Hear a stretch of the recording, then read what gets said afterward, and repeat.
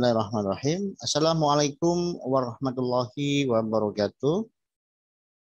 Sahabat super dan teman-teman semuanya, dimanapun Anda berada, dari Sabang sampai Merauke. Salam sehat dan salam EKG dari saya, Abu Najma.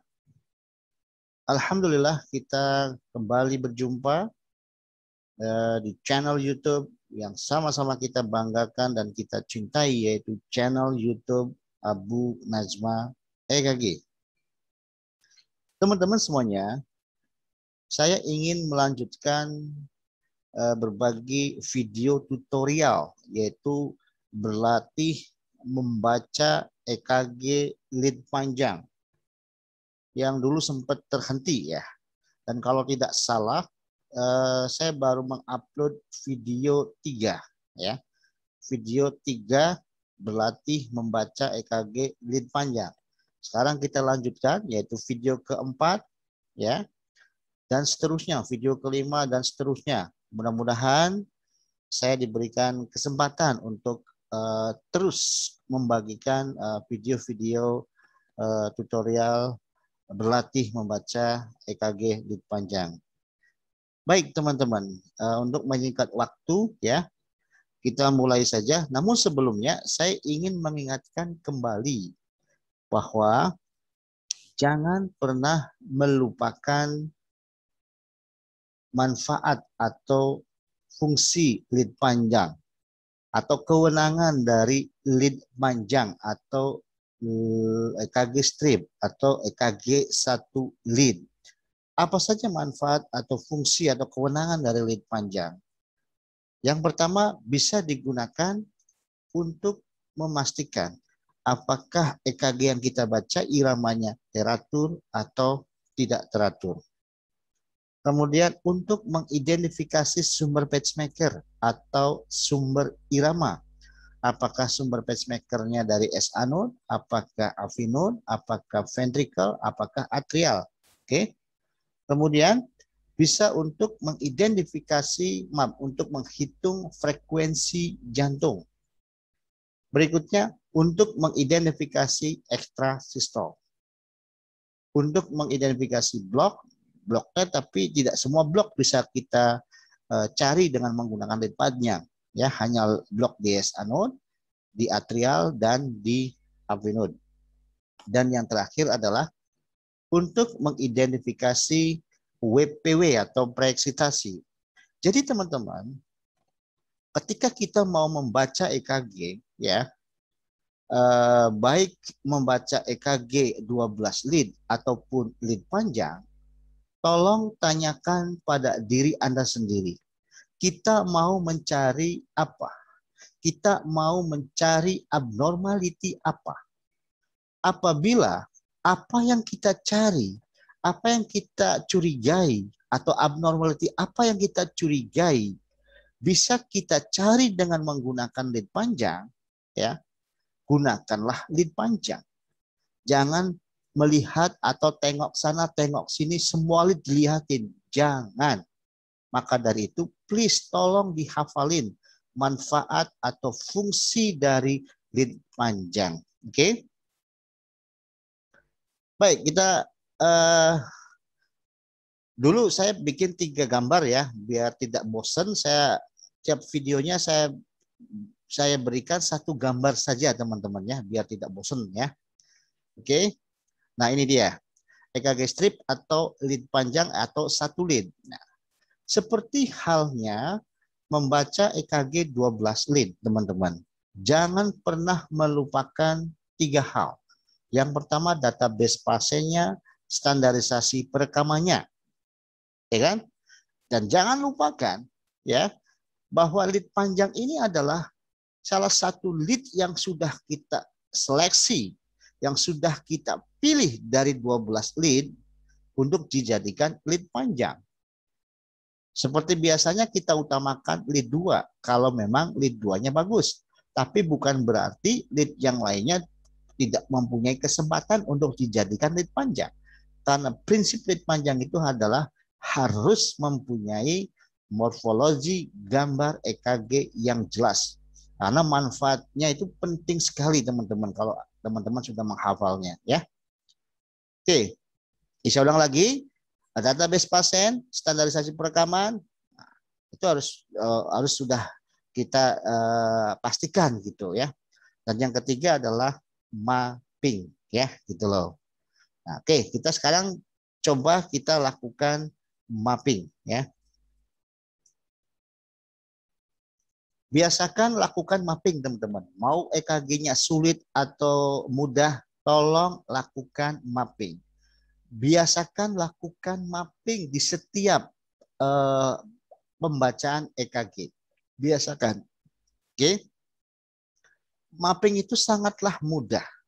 Karena saking mudahnya, kadang-kadang diabaikan oleh teman-teman yang baru belajar. Ya kan? Maka dari itu saya ingatkan kembali, kalau memang Anda masih pemula, ya, biasakan lakukan mapping, ya. Biasakan ingat 3 hal tadi dan lakukan mapping, ya kan? Jangan sampai tidak melakukan mapping. Kalau Anda memang masih merasa baru belajar membaca EKG, ya kan? Jangan pernah melupakan atau tidak melakukan mapping. Bagaimana cara melakukan mapping, Pak Bu? Mudah sekali ya. Pertama, teman-teman identifikasi mana gelombang P-nya. Ini gelombang P, teman-teman. Ini gelombang P. Ini gelombang P. Ini gelombang P. Oke. Ini gelombang P. Ini gelombang P.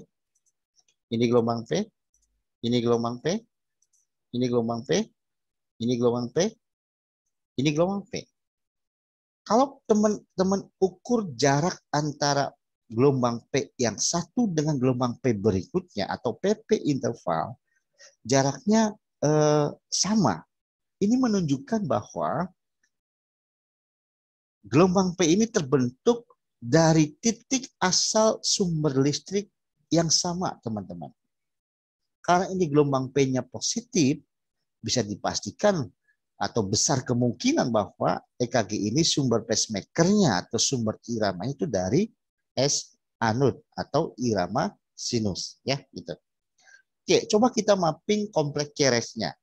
Dengan menggunakan kasat mata, jelas sekali bahwa kompleks QRS pada EKG ini sama semuanya. Oke. Lihat, sama semuanya. Kemudian lebar atau masih normal lebar kompleks QRS-nya. Kalau kita ukur ya masih dalam batas normal atau masih di bawah 3 kotak kecil. Jadi kompleks QRS-nya masih normal. Coba kita lakukan RR interval. Apakah RR interval dengan RR interval berikutnya sama atau tidak? Ya, nampak jelas sekali jarak antara R yang satu dengan R yang lainnya sama. Jadi bisa dikatakan ini iramanya pasti teratur. Nah, setelah kita lakukan mapping, baru kita analisis, yaitu apa kewenangan dari lead panjang ini atau manfaat lead panjang ini, ya. Jadi jangan sampai kita menggunakan lead panjang ini untuk mencari di luar batas kewenangan dari lead panjang. Maka dari itu teman-teman harus hafal apa itu manfaat lead panjang ya gitu. Baik. Pertama yaitu kita bisa mencari irama teratur atau tidak teratur dengan menggunakan lead panjang. Pada EKG ini tadi jelas sekali pada saat kita mapping jarak R dengan R pada EKG ini jaraknya sama. Jadi bisa dikatakan atau bisa dipastikan iramanya adalah teratur atau reguler. Oke. Kemudian dengan lead panjang kita bisa mencari dari mana asal sumber pacemaker-nya. Tadi pada saat kita mapping ditemukan adanya beberapa gelombang P positif. Beberapa gelombang P positif. mereknya Kucing, ya. Positif mereknya Kucing sebelum kompleks QRS.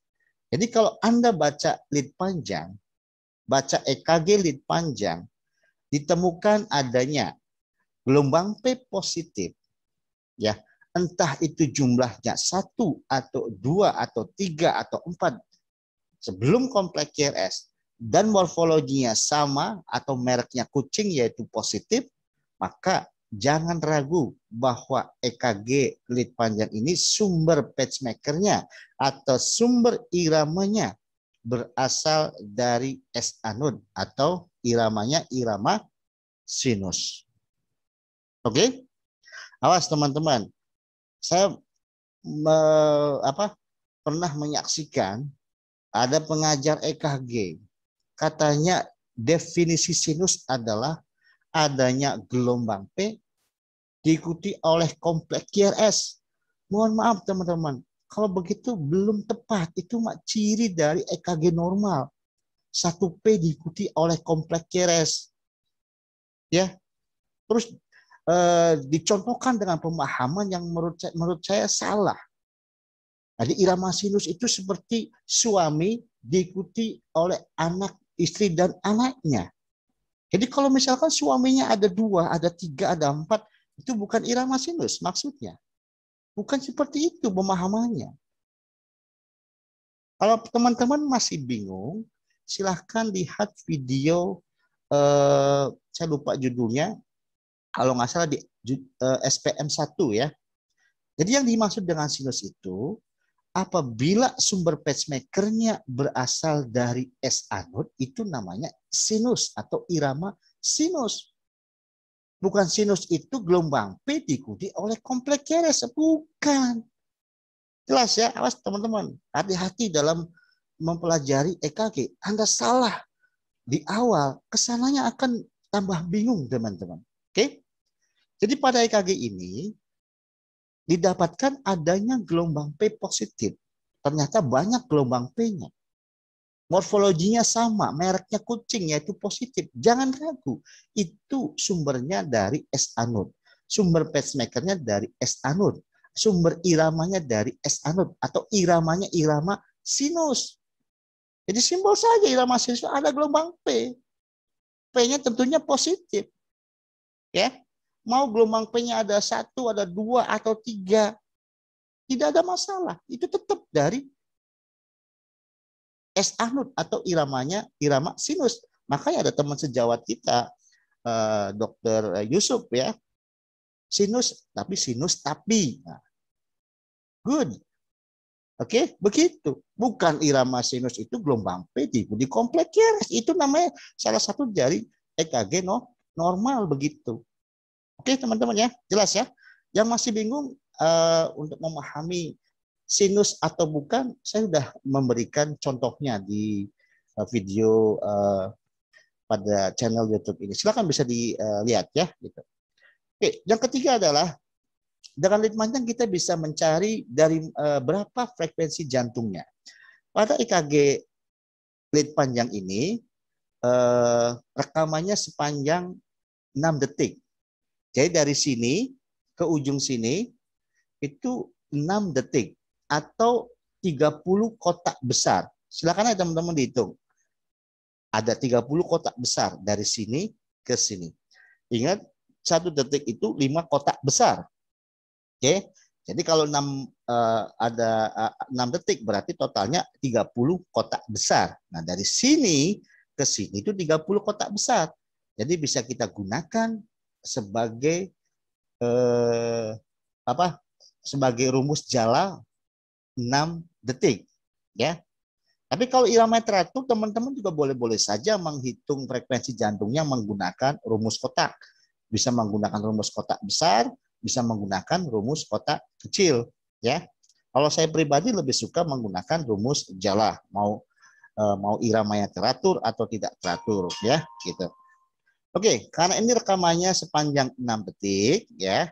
Jadi bisa kita jadikan sebagai rumus jala 6 detik. Ada berapa ikannya? Siapakah ikannya? Ikannya itu adalah kompleks QRS. Ada berapa di dalamnya? 1, 2, 3, 4, 5. Ya. Ada 5 kompleks QRS dikalikan 10. Jadi 50 kali per menit. Ingat teman-teman, masalah 6 detik itu bukan patokan ya. Teman-teman boleh-boleh saja menggunakan jala 3 detik. Bisa menggunakan jala 4 detik. Bisa menggunakan jala 5 detik. Yang penting teman-teman tahu ya, dan ingat ya, bahwa 1 detik itu sama dengan 5 kotak besar. Jadi pada saat kita mau menggunakan rumus jala, minimal gunakan jala 3 detik. Jadi 15 kotak besar. Maksimal tak terbatas teman-teman ya. Jadi sekali lagi, yang 6 detik itu bukan patokan. Teman-teman boleh-boleh saja pakai 7 detik, 8 detik, 9 detik, 10 detik, tak terbatas. Tapi pada saat mengalihkan, jangan dikalikan 10 semuanya. Ya, gitu loh.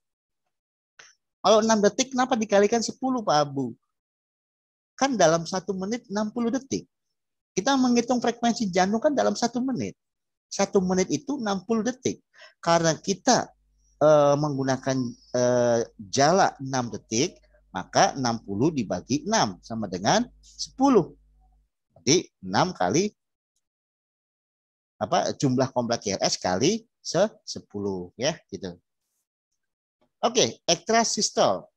Lead panjang bisa kita gunakan untuk mencari ekstrasistol. Jadi kalau teman-teman mau mencari ekstrasistol, jangan menggunakan atau jangan melihat lead yang lainnya. Kita gunakan lead panjang yang sudah kita seleksi, yang sudah kita pilih. Ya. Jadi kalau kita sudah pilih lead panjangnya, pada saat mencari ekstrasistol, ya sudah kita fokus di lead panjang itu untuk mencari ekstrasistol. Ingat, jangan tengok sana, tengok sini. Fokus di lead panjang pada saat mencari ekstrasistol. Nah, ingat teman-teman, kalau iramanya teratur, ya, jangan pernah mencari yang namanya ekstrasistol. Tidak mungkin ada. Jangan sampai sudah tahu iramanya teratur, masih mencari-cari ekstrasistol. Sama saja jaka sembung bawa golok. Apa itu? Nggak nyambung blok. Nah, ya gitu teman-teman ya. Jadi kalau iramanya teratur, jangan pernah mencari ekstrasistol ya. Bagi teman-teman yang sudah pernah belajar di kelas saya yakin nggak bingung ya. Karena di sana ada catatan. Kalau iramanya teratur, what do you think? Kalau iramanya tidak teratur, what do you think? Oke? Jadi percayalah yang belum pernah join di kelas saya, kalau iramanya teratur atau regular, jangan pernah mencari ekstrasistol. Berikutnya, dengan lead panjang, kita bisa mencari blok. Blok di mana? Blok di S-anode, blok di atrial, blok di afinode. Tapi ingat, percayalah sama saya, kalau iramanya didapatkan teratur atau regular, jangan pernah mencari-cari blok di S-anode, blok di atrial. Saya jamin tidak akan ada yang namanya blok di area tersebut. Tapi untuk blok di afinode, ya, walaupun iramanya teratur, pada catatan yang saya berikan di modul ataupun di buku saya, ada kata kecuali. Jadi walaupun iramanya teratur, yang kecuali ini tolong dicari dulu. Kalau tidak ada, baru kita nyatakan tidak ada. Apa yang kecuali itu, Pak Bu? Pada saat kita membaca EKG, iramanya teratur. Biasanya kalau yang irama teratur pada blok di AV itu adalah first degree AV block, total AV block, apalagi high degree atau advanced AV block. Itu biasanya iramanya teratur. Teman-teman cari itu dulu. Ada atau tidak? Kalau tidak ada, baru kita nyatakan blok di AV node negatif atau tidak ada. Nah, pada EKG ini ya didapatkan adanya blok di AV node namanya 3:1 AV block atau advance atau high degree AV block 3:1. AV block advance atau high degree ini sebenarnya masih satu keluarga, dengan second degree AV block. Namun, karena tidak bisa masuk ke kriteria AV block second degree tipe 1 ataupun tipe 2, maka dinyatakan sebagai advance atau high degree AV block. Ya, gitu loh. Tapi masih banyak nih teman-teman, EKG seperti ini ada yang bilang ini total AV block. Ya salah teman-teman. Ini bukan total AV block. Ini adalah advance atau high degree 3:1 AV block. Nah, perhatikan teman-teman. Kenapa dikatakan 3:1? Karena sebelum kompleks QRS ada 3 gelombang P, teman-teman. Ada 3 gelombang P, tapi hanya 1 yang diikuti. Makanya 3:1.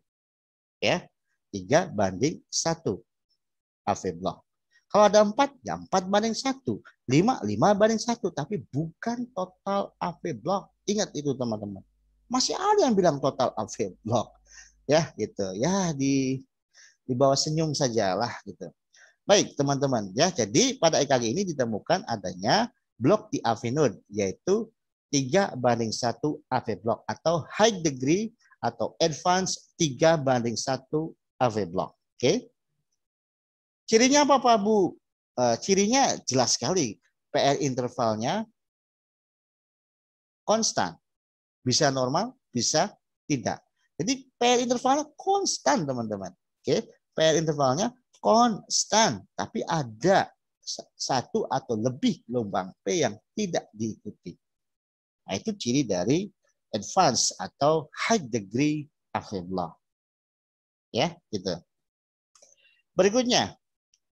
Nah, kalau blok yang di mana? Yang di ventricle nggak bisa, teman-teman. Kita menggunakan lead panjang. Makanya saya selalu bilang bahwa kalau kita baca EKG cuma 1 lead, tidak ditemukan kelainan, ya, artinya masih normal, cukup menulisnya sinus rhythm, teman-teman. Jangan normal sinus rhythm.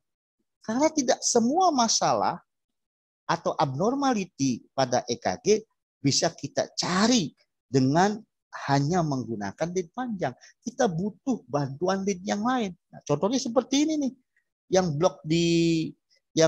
blok mentok hanya di AV node. Blok yang di ventricle seperti LBBB, RBBB nggak bisa kita menggunakan lead panjang. Ya, gitu. Oke, berikutnya. Dengan lead panjang kita bisa mengidentifikasi ada atau tidak WPW. Ternyata tidak ada WPW. Apa cirinya WPW, Pak Bu? PR intervalnya memendek. Tampak lebar kompleks QRS-nya. Ya kan? Sini PR intervalnya masih normal. Kompleks QRS-nya tidak tampak lebar. Jadi harus ada semuanya ciri-cirinya. PR intervalnya memendek, kompleks QRS-nya tampak lebar karena adanya delta wave, kemudian ST segmen atau gelombang T-nya opposite defleksinya dengan kompleks QRS. Di sini tidak ada. Jadi bisa dipastikan WPW pada EKG ini tidak ada. Gitu teman-teman. Oke. Ya udah, inilah kewenangan dari lead panjang. Jadi kita jangan mencari-cari masalah lain selain dari kewenangan, selain dari manfaat lead panjang. Jadi bisa disimpulkan EKG ini adalah sinus bradikardi. Kenapa sinus? Tadi sudah saya jelaskan. Sinus karena sumber pacemaker-nya berasal dari SA node, bukan gelombang P diikuti kompleks QRS. Belajar lagi kalau yang begituan. Oke? Sinus karena sumbernya berasal dari SA node, makanya sinus atau iramanya sinus. Kita tahu bahwa impuls dasar dari SA node itu adalah 60 sampai 100 kali per menit. Karena pada EKG ini frekuensi jantungnya di bawah 60, yaitu 50 kali per menit, maka dinyatakan bradikardi. Makanya namanya sinus bradikardi. Disertai dengan 3:1 AV block atau disertai dengan high degree 3:1 AV block atau disertai dengan advance 3:1 AV block. Oke teman-teman, saya rasa jelas.